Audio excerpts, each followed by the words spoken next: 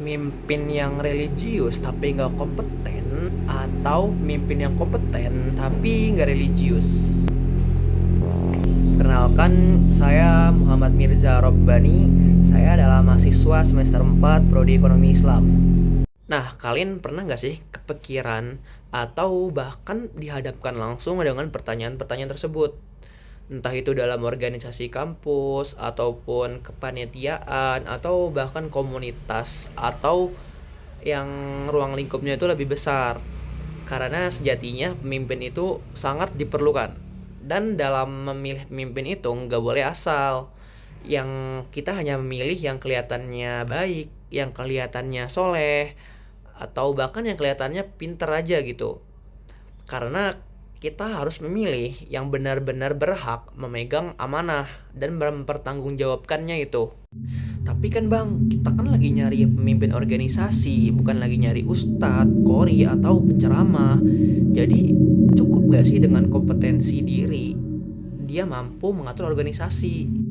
Ya benar sekali, karena memang organisasi itu butuh sosok pemimpin yang bisa mengambil keputusan, mempengaruhi tim, dan bisa mengatur tim dan juga menjalankan program kerja. Tapi coba lihat deh, Jeffrey Skilling, dia adalah mantan CEO Enron, dan juga dia itu dikenal sangat kompeten dan juga sangat bijak ketika menjabat.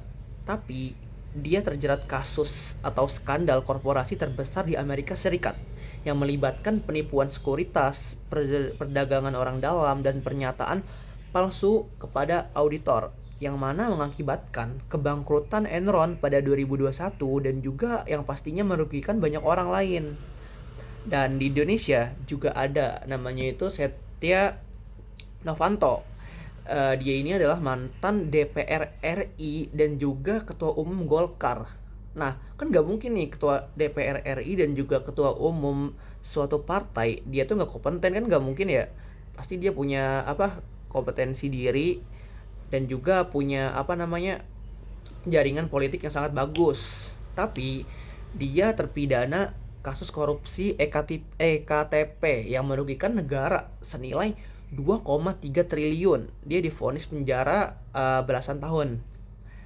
Nah, dari kasus tersebut kita jadi tahu bahwasannya kompetensi diri itu memang penting, tapi kompetensi diri dengan tidak adanya integritas sangat berbahaya. Nah, mungkin kalian sadar atau enggak ya, di awal saya berbicara tentang religius, tapi kok sekarang malah tentang integritas. Karena sebenarnya keduanya itu saling berkaitan.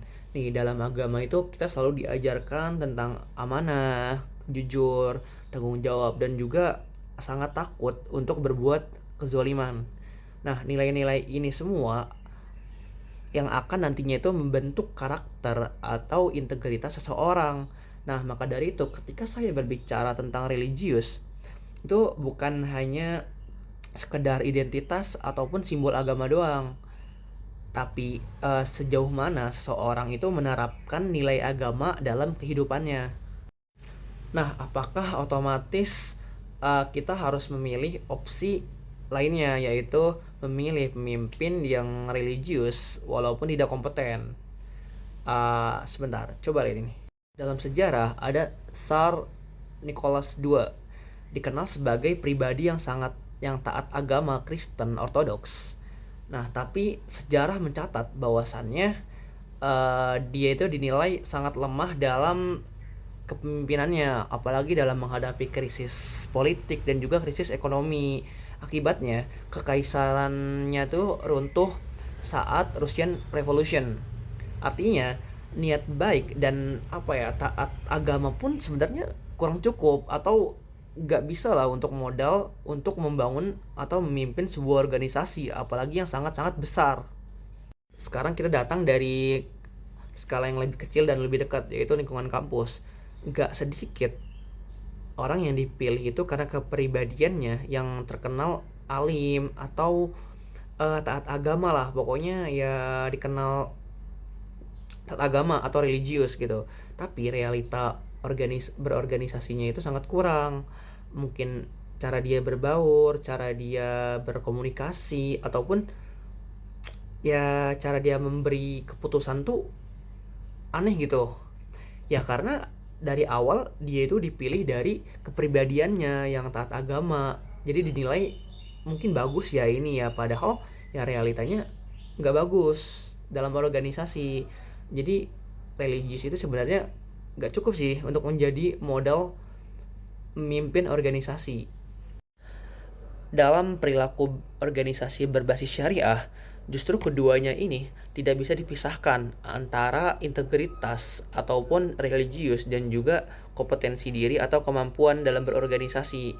Kenapa? Karena dalam organisasi syariah, organisasi bukan hanya tempat bekerja atau menjalankan program kerja, tapi juga menjaga nilai dan juga amanah dan juga bertanggung jawab.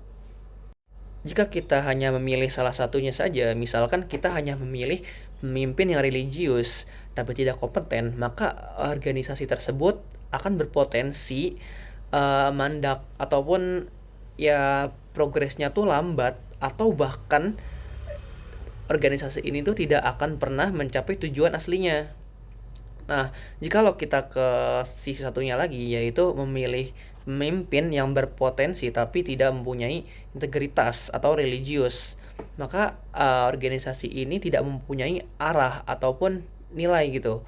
Jadi suatu saat mungkin organisasi ini bisa disalahgunakan, apa ya, jabatannya digunakan untuk kepentingan pribadi mungkin gitu, ataupun ada banyak orang-orang yang ego karena ya lagi-lagi organisasi itu dipimpin oleh seorang yang tidak mempunyai integritas.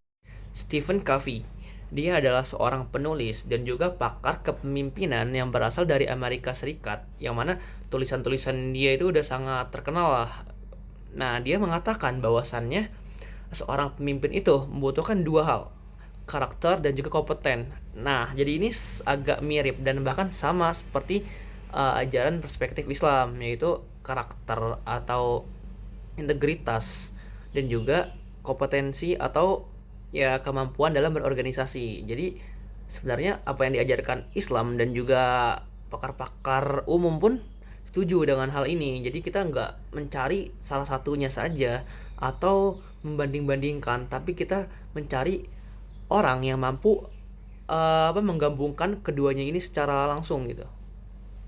Nah, kita balik ke pertanyaan yang di awal banget, yaitu jika benar-benar saya dihadapkan dengan dua pilihan, yaitu calon pemimpin yang mana benar-benar kompeten tapi tidak mempunyai integritas ataupun tidak religius, dan juga calon pemimpin yang religius tapi dia tidak kompeten, maka di sini saya tidak akan fokus kepada kekurangan dari keduanya, tapi saya akan mencari dari kedua orang ini tuh mana sih yang dia itu meyakinkan saya untuk membenahi kekurangan diri masing-masing.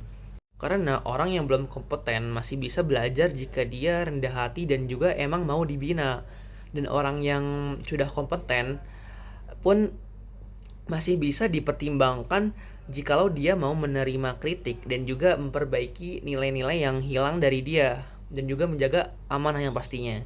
Jadi saya akan memilih kandidat yang paling sadar akan kekurangannya dan juga paling siap berubah dan paling kecil resikonya terhadap organisasi.